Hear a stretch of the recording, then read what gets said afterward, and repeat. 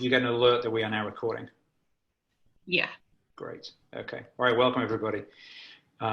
This is Open Source Antibiotics Series 2 update meeting for everyone to connect and talk about what's currently going on. So I'm just going to go back to the previous meetings notes so that we can run through things quickly and just update ourselves on what we've got to do. So this last time we met, we talked about this number one was just about community updates, a way of making sure that people in the community know what we're doing. Useful to be able to do that. To send out little messages and tweets and make little tiny 25-second videos or something, and that still stands. So I think it's still important that we do that. If anyone is doing some work for the project or wants to tell people what they're doing, I think it's a good way of doing things. So that kind of can remain there. The second one was about lab books. I think, Ed, you've added your lab book to the wiki. Yeah. Great. So we can delete that because I think the relevant lab books are done. Alvaro, this is just about, we use these electronic lab notebooks and we can make them public, and it's important that they're listed there. If you ever do anything like that or have an electronic lab notebook where you can share things, then that's great. But obviously Dana and Ed are doing the chemistry, so they're starting to pile up the results and experiments and data there. But that just means that everyone can see what's going on. All right, good. So number 3 was we're awaiting confirmation that relevant samples for this project are still in the fridge at University of North Carolina, Chapel Hill. And I pinged the team back there just yesterday again. And I think that we just had a reply from Caro to say that she's got all of the compounds that we wanted, which is great. So there was an error, Dana, in that email about one of the codes, and we just got to check that that's right and that we're talking about the same structures. That's all. Okay. Okay. If there is any problem with the code, just email me or put it here. Thanks. That's great. Now the compounds that we really wanted were the ones that we were shipping to Monash for evaluation for physicochemical properties and in vitro clearance.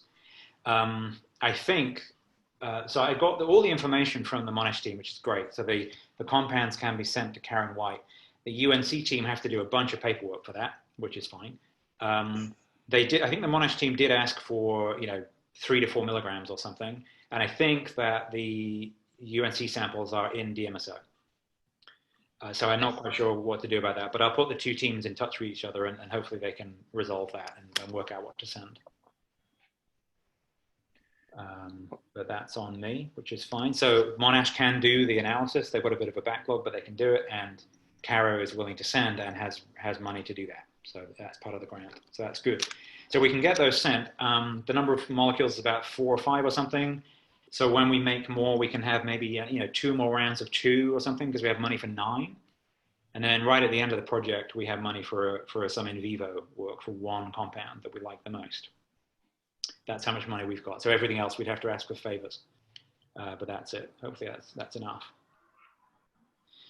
All right, so that's obviously going to be pretty crucial because fixing things, the clearance was obviously a key priority for this whole thing. That also covers issue 5 about the in vitro PK. So that's all going ahead, which is great. I think it's up to those 2 teams now to get the compounds shipped. Just going back to 4 on the mechanism of action stuff. So the idea is that Lee Graves and team at UNC are going to be doing some of the experiments to try and work out how these compounds work. And they're happy to do that.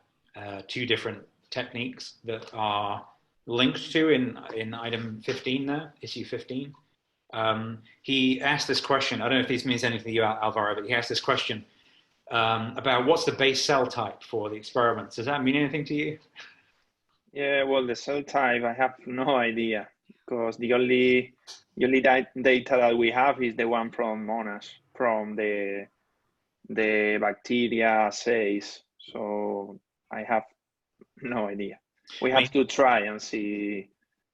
But he's doing mechanism of action. So he's trying to fish out a target, and I'm just trying to work out what base cell type means. But I can ping him again. Maybe Bill knows more about that. Oh, Bill, He sent the compounds, and yeah, I think he's updating on that.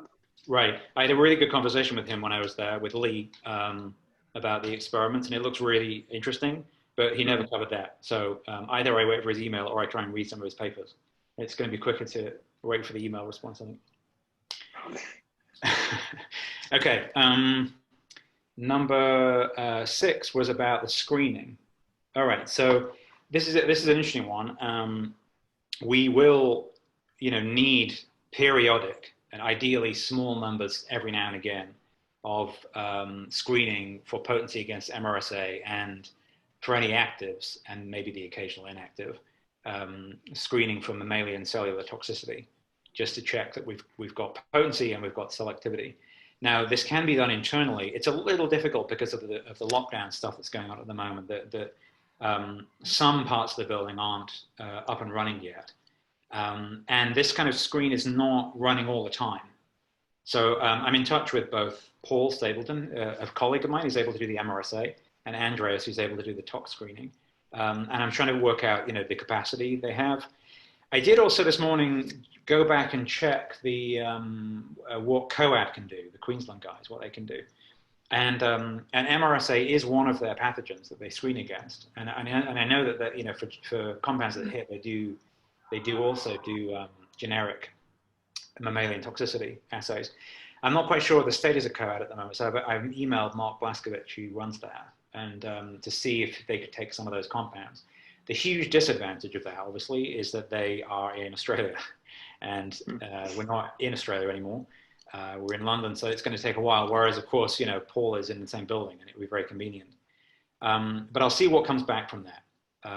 COAD also, they have a commitment to open data, so they're a good fit for us.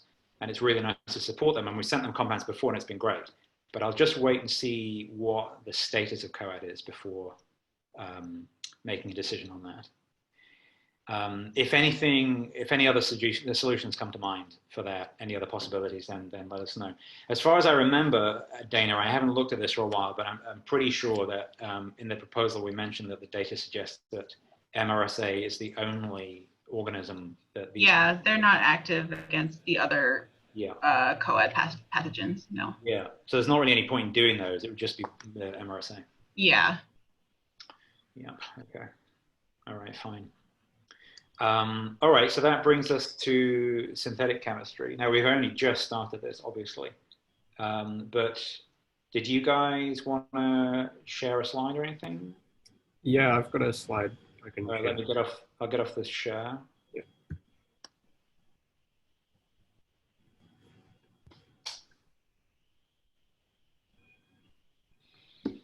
You want to go first, Dana? Yeah. Sure. So Ed and I both made this, the cyclization product, and neither of us are getting great yields. I've actually done this reaction twice, and I ran a 2D TLC on the crude material from when I did it the second time, and it looks a bit messy. So I might try to just push it to the bromination and then purify.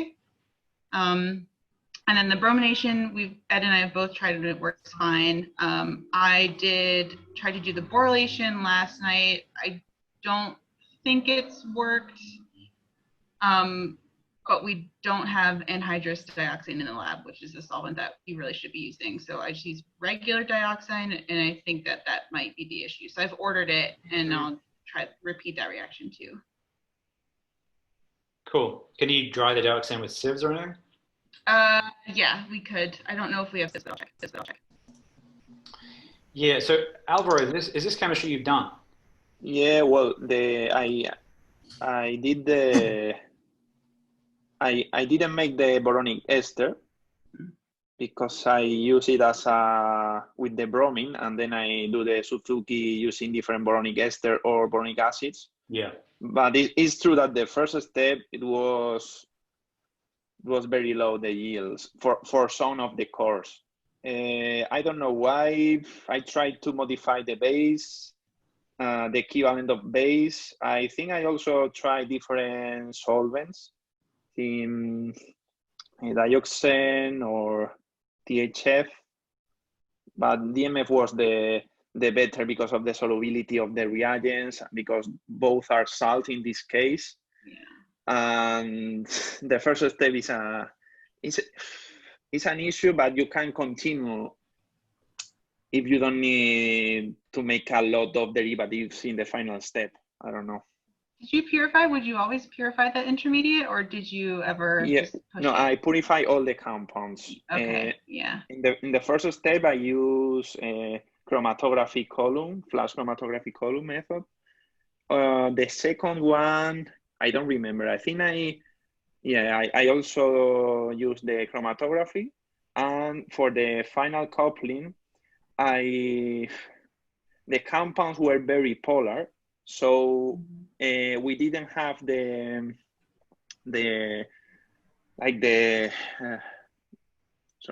chromatography. I don't remember the name. The chromatography machine to purify that using reverse phase chromatography. So I discovered that you can crystallize them using a mixture of ethanol hexane. I think it was that.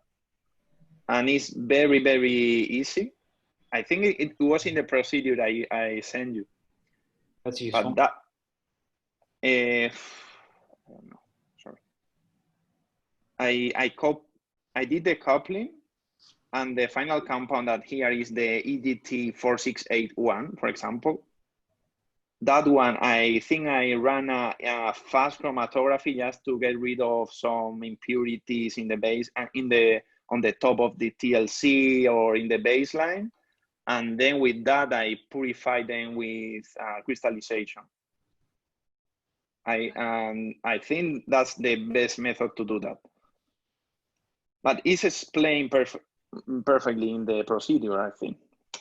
I will check if I send the exactly one, but I think it's... That's good though. That would be useful. I mean, the reverse thing that Dana was talking about, putting the boronate on the core, is just to increase the number of things that we can couple with it. Yeah. Just on that, the first step is the surprising one. I mean, in the sense that, you know, mixing those two things together, there's not much else that it can do. Is there a secret there, Alvaro, about that the low yield and that sort of stuff? I don't have any clue about that. I tried different bases, solvent. I think also I put the reaction overnight. The yield were almost the same. And also I checked the papers. Well, the first paper where they reported these compounds, they purified the final compounds using the reverse phase chromatography. But the first step, they use a different core. If you have seen the other derivatives, for other main cores, the yield were much higher, maybe 60, 70%. But for this exactly one, it was, I don't remember, but maybe 20% or something similar. And my opinion is something related with the salts of the two components of the reaction. Because I realized that when both component has are salt, the yield were much less than when one of them was a neutral component. But I just wanted to make the final products. So I didn't waste more time of that. Is the condensation done under vacuum? Is it possible we're getting oxidation products? I don't think so, no. I mean, this is just one of those, you know, thermodynamic sink things where the tricks you'd normally do would be to put in a pinch of DMAP or microwave it. Yeah. I didn't try the microwave. You can try it, maybe it's working. We could, yeah. We've got one on level 4, right? So we can try that. And DMAP, just put it in. What's the worst that's going to happen, right? Yeah. But I mean, again, if you're reclaiming reagents, that's great. That's great. If you're not, then the yield is a little bit of an issue. But, yeah, it's a bit messy. And sorry, so just remind me, the one that's being, so the middle compound at the bottom, that's the active or the inactive? I forget. Sorry. EGT468. Is that the active? That's the original SB400868, which we don't have potency data on. Right. Okay. Okay. Great. Fine. So, but we're targeting active and inactive, obviously. Yeah. All right. I'm checking the procedure.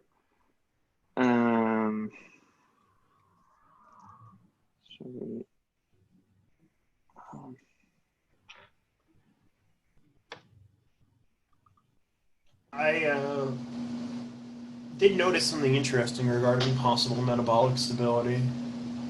There was a methyl thioether that had 4 potency in the screen. So what if we make the sulfoxide of that, the sulfone rather? I don't have the compound on. I listed it on the suggest. I don't know if I can share my screen. I don't know how to share screen, but I pushed everything just 2 days ago. Oh, that was the push, right? There was something very interesting I noticed about one of the compounds, that if it is potent, it would be basically rock stable. So it could be a way out. Because that thiopene ring is probably just getting shredded. Well, it depends, doesn't it? Yeah, we'd have to characterize metabolites, wouldn't we? Yeah, so just on that, wait a minute, let me just bring that up.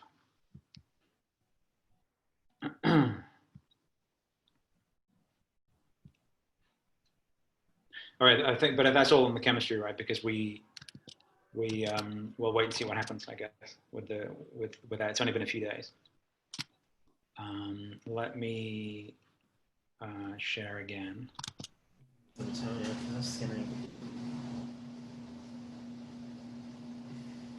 So yeah, so just coming back to things here. So I think we've got, yeah, that's the synthetic chemistry dealt with. The compound numbering, I mean, as you're making these things, just make sure that in addition to your codes, you have the OSA number. You know? Mm-hmm. Okay. Because then they all collapse into one number and with different batch codes. So the metabolic transformation thing and isolating metabolites. So that's interesting. So our previous collaborator, Scott on open source malaria, Scott Obach, is happy to have a go at this and for us to send some compounds to him when we have them, so that we can see what the metabolites are, and that will give us some clues. Very useful and important, I think. And also we can isolate the metabolites and get them evaluated for potency in case, in fact, it's a metabolite that is the active compound.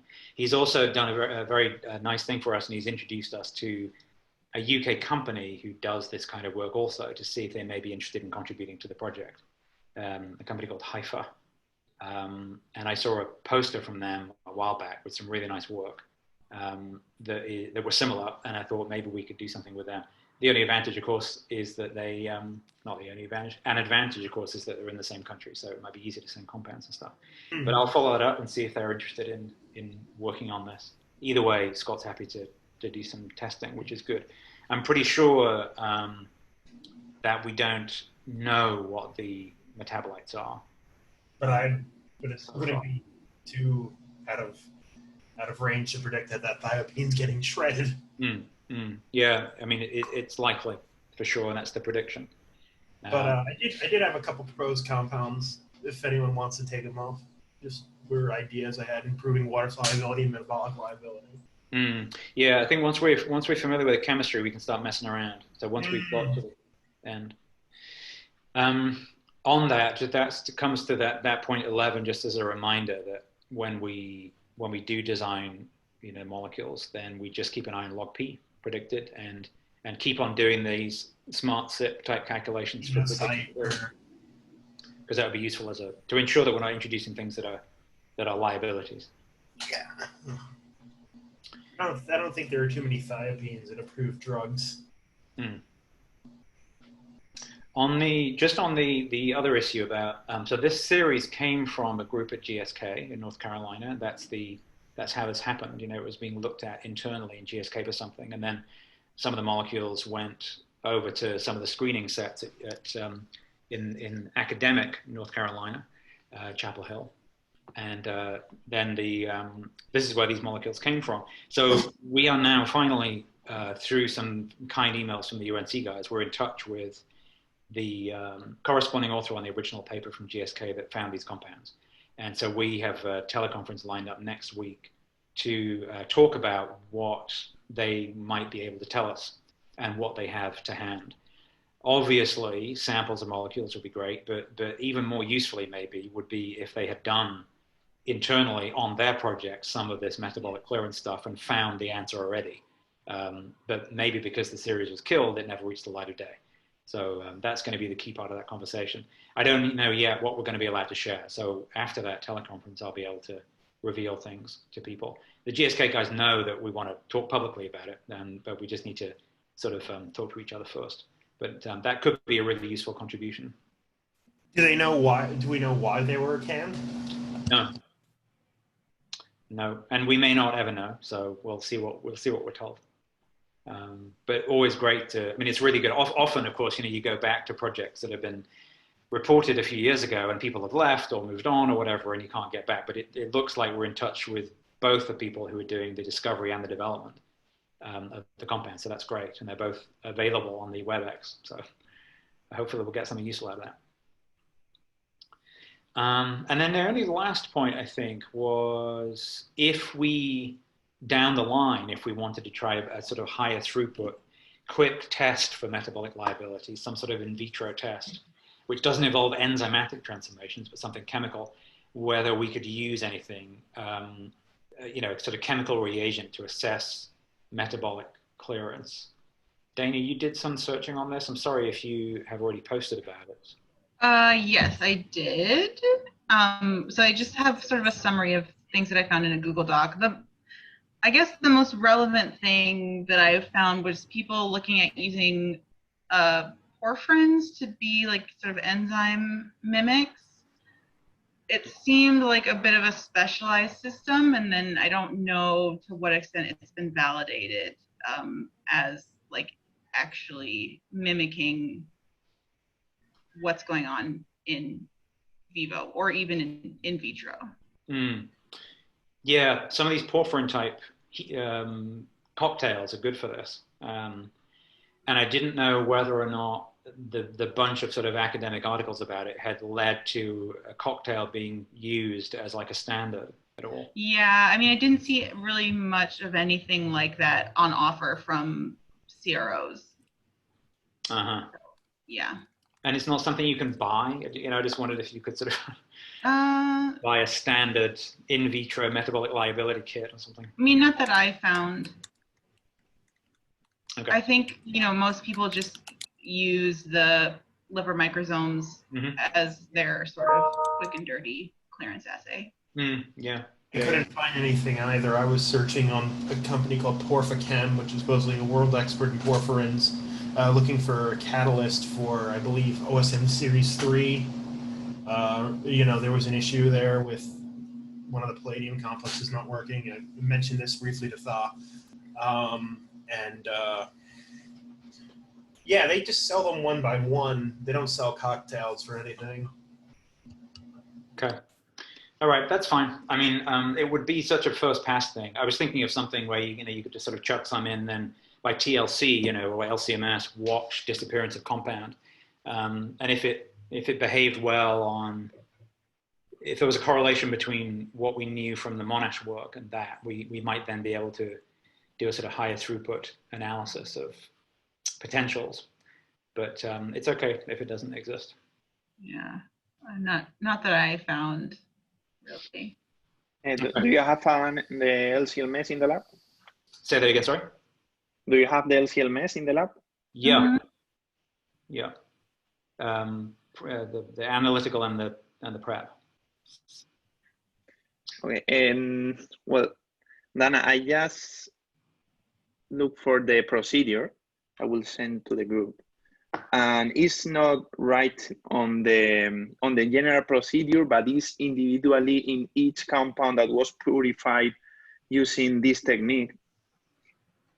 I tried to purify using flash column chromatography, but for some of them, I triturated with this mixture, and using this is way easier to purify them.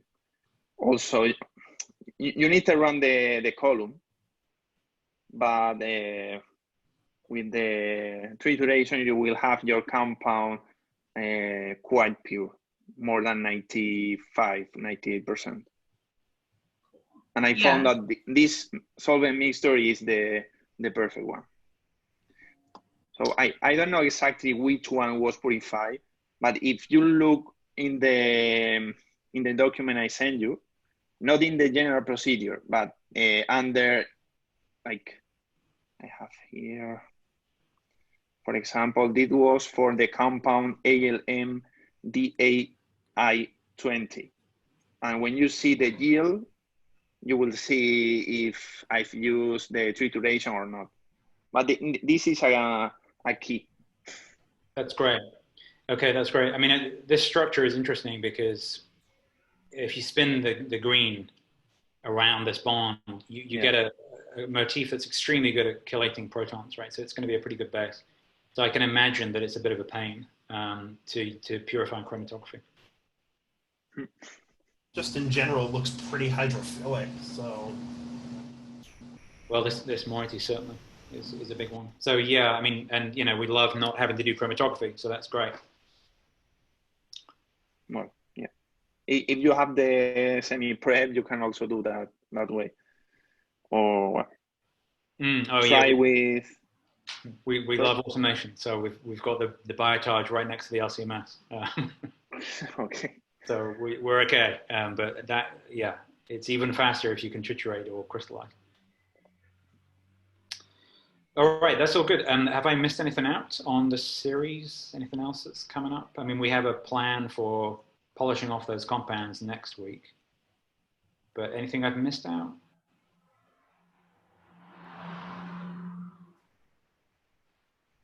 If not, then that's great. Thanks for coming along. Thanks a lot for coming on, guys. That's really helpful, and hopefully see you at a future weekly update meeting. Cool. Great. Thanks for coming along.